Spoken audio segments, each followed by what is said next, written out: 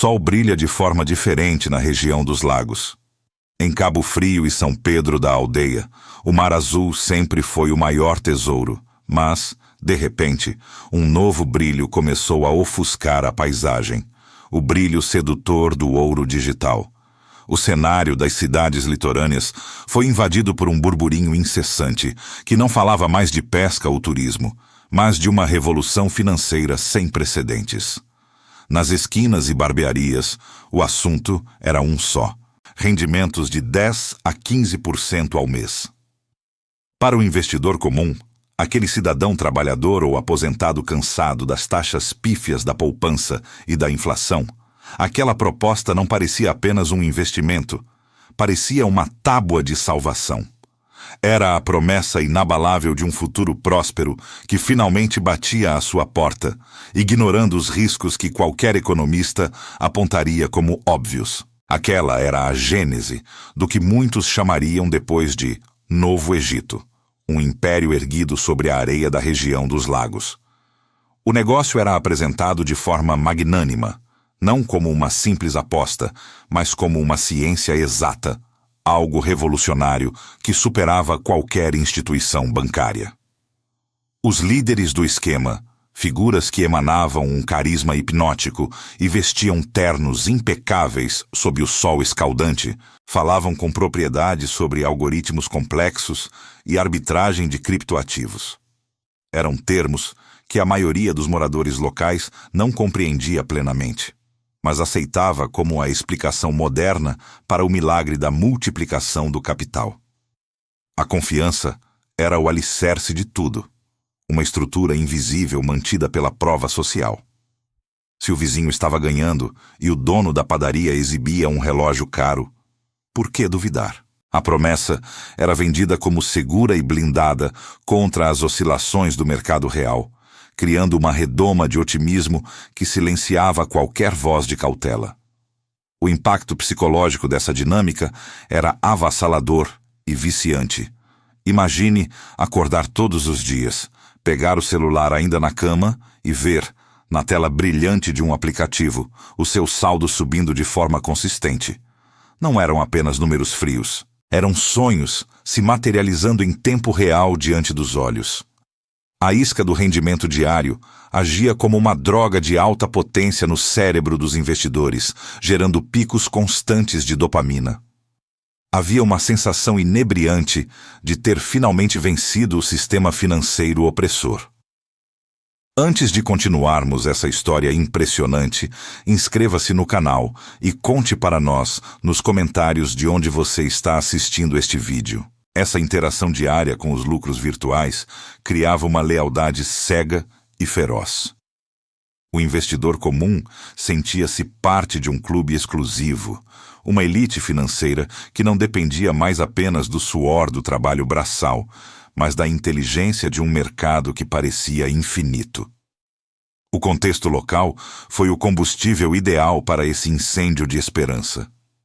Na região dos lagos, o poder do boca a boca possui uma força ancestral e comunitária. A construção da confiança não vinha de anúncios frios de televisão, mas da mesa do jantar, onde vizinhos e parentes se tornavam, involuntariamente, os maiores garotos propaganda do negócio.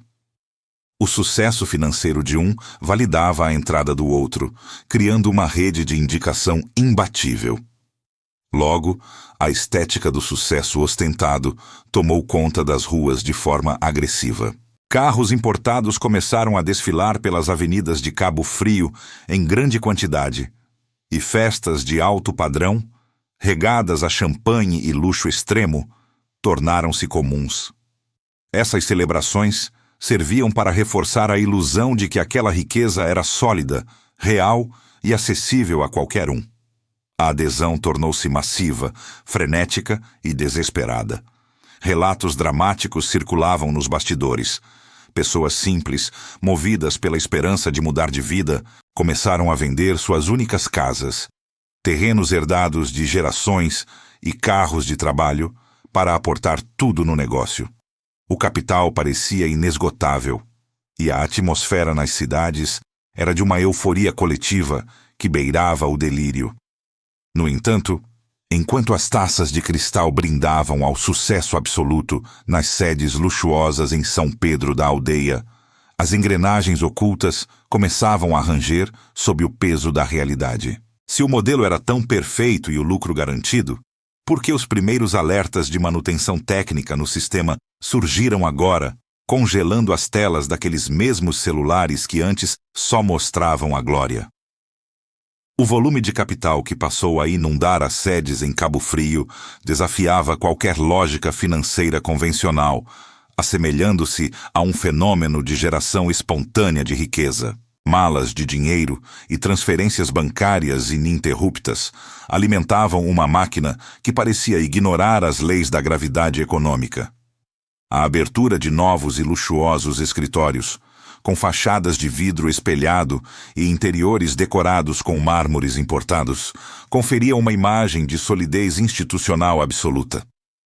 O investidor comum, ao atravessar aquelas portas automáticas e sentir o ar-condicionado gelado, em contraste com o calor sufocante da rua, sentia que, finalmente, havia sido convidado para o banquete dos poderosos. Os líderes do esquema, sempre impecáveis em seus ternos de grife, circulavam pelo ambiente com uma aura de messias modernos, distribuindo promessas de que a pobreza era apenas uma escolha que eles ajudariam a desfazer. Essas sedes luxuosas não eram apenas locais de trabalho, eram palcos de validação social. Os pagamentos iniciais, realizados com uma pontualidade britânica, funcionavam como o combustível mais potente para a expansão do negócio. Cada vez que um morador local conseguia realizar um saque e via os lucros em suas mãos, o ceticismo morria e a ganância florescia. Esse sucesso inicial servia de isca para atrair investidores ainda maiores e mais desesperados. Pessoas que, antes cautelosas, agora vendiam frotas de caminhões, esvaziavam contas de previdência privada e aportavam fortunas inteiras, acreditando que haviam encontrado uma falha no sistema que os tornaria ricos para sempre. A região dos lagos tornou-se um epicentro de euforia, onde a circulação de dinheiro novo criava uma bolha de consumo que transformava o comércio local, elevando os preços e alimentando uma percepção de prosperidade efêmera.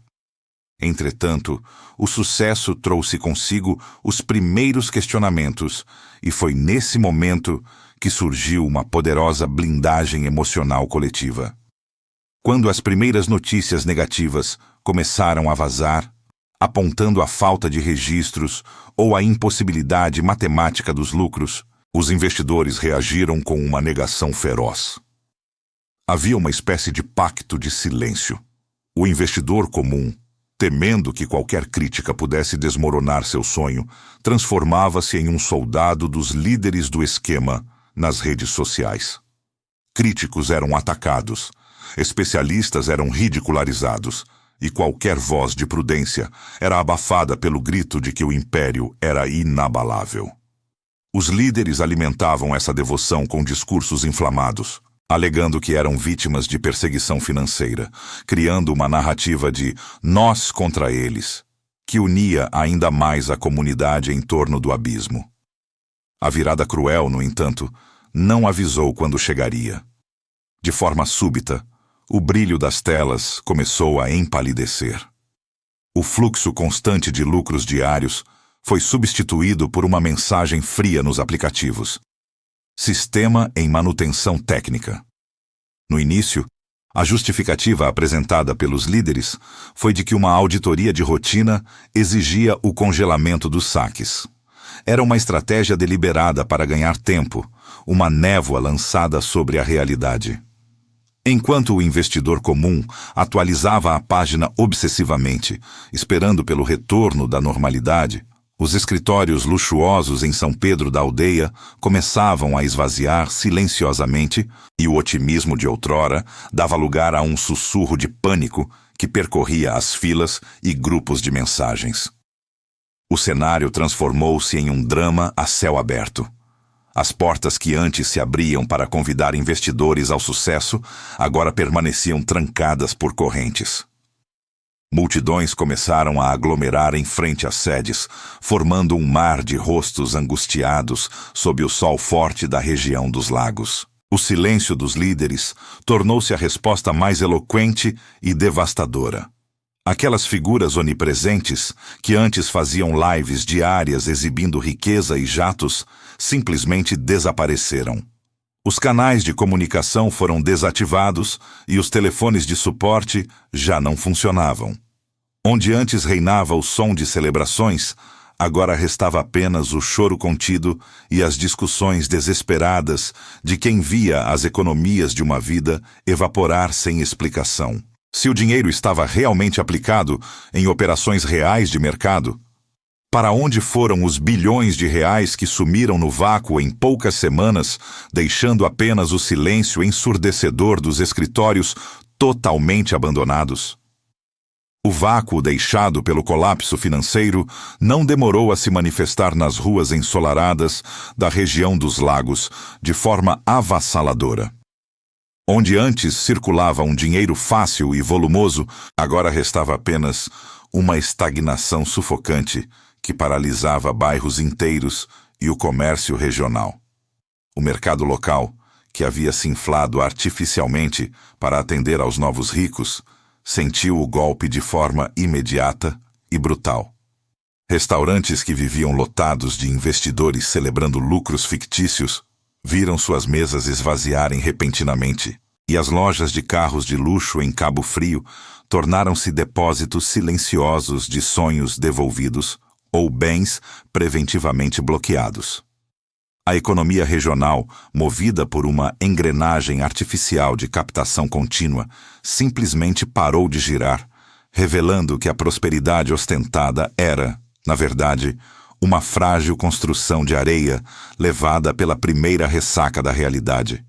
O sumiço de bilhões de reais não foi apenas uma estatística fria nos jornais, mas um buraco negro que tragou o poder de compra e a dignidade de milhares de famílias brasileiras. A atmosfera de festa deu lugar a um luto silencioso, onde o barulho das ondas do mar parecia a única coisa constante diante da ruína financeira de tantos moradores.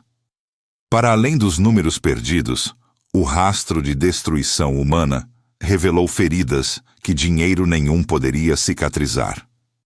As relações sociais, outrora fortalecidas pela promessa de ganhos compartilhados, despedaçaram-se sob o peso esmagador da culpa e do ressentimento acumulado. Histórias dramáticas de rupturas familiares ecoavam pelas esquinas de São Pedro da Aldeia. Irmãos que não se falavam mais após empenharem a herança dos pais. Divórcios motivados pela descoberta de perdas ocultas de economias domésticas e o isolamento social daqueles que, agindo como garotos propaganda involuntários, agora eram vistos como cúmplices do desastre. O sentimento de traição era um veneno que corria nas veias da comunidade, transformando reuniões de domingo em tribunais de acusação e tristeza profunda. O investidor comum, antes o herói da vizinhança, ao exibir seus rendimentos, tornou-se o pária, carregando o fardo de ter conduzido amigos e parentes para o abismo financeiro. O rombo humano era imensurável. Aposentados que dedicaram décadas ao trabalho para acumular um fundo de reserva viram-se sem recursos para o básico, enfrentando uma velhice de privações. Trabalhadores que venderam seus instrumentos de sustento para apostar na pirâmide agora olhavam para as mãos vazias, enquanto a vergonha os impedia de pedir socorro. A resposta do Estado veio na forma de sirenes e mandados de busca rigorosos. As autoridades policiais, pressionadas pelo clamor das vítimas, deflagraram operações para desmantelar a engrenagem da organização criminosa. Helicópteros sobrevoavam as mansões dos líderes do esquema, e as sedes luxuosas que ostentavam uma riqueza inalcançável eram cercadas por faixas de isolamento. Carros de luxo foram guinchados, contas bancárias bloqueadas e bens de alto valor apreendidos para tentar recuperar uma fração do que foi desviado. No entanto, o complexo labirinto de criptoativos e empresas de fachada dificultava o rastreio do capital, transformando a busca por justiça em um processo lento e muitas vezes frustrante. Enquanto os processos se acumulavam, a população assistia à queda dos deuses de terno, que trocavam as lives glamorosas por depoimentos em delegacias, embora o dinheiro parecesse ter evaporado no vácuo digital. A região dos lagos herdou um estigma doloroso e persistente. Cabo Frio e as cidades vizinhas passaram a ser apelidadas de Egito brasileiro, uma mancha que a população luta para apagar com trabalho honesto e resiliência. O episódio serviu como lição amarga sobre a vulnerabilidade humana diante da ganância e da necessidade de saídas rápidas. A reflexão que fica é sobre a fragilidade da confiança em um mundo onde a imagem vale mais que o fundamento real. A matemática jamais mentiu. Rendimentos altos, sem risco e sem esforço, são impossíveis em qualquer mercado legítimo. É preciso olhar para os escombros desse império de vidro e entender que a ganância é um mestre cruel que cobra juros de sangue e paz de espírito. O silêncio que habita os escritórios abandonados e as fachadas cobertas de poeira é o veredito final de uma era de ilusão. O ciclo se encerra não com lucro, mas com o eco de promessas vazias contra o mármore frio. A região busca se reconstruir, lembrando que o valor real nasce da solidez construída com o tempo e respeito à realidade econômica que sempre cobra o seu preço inevitável.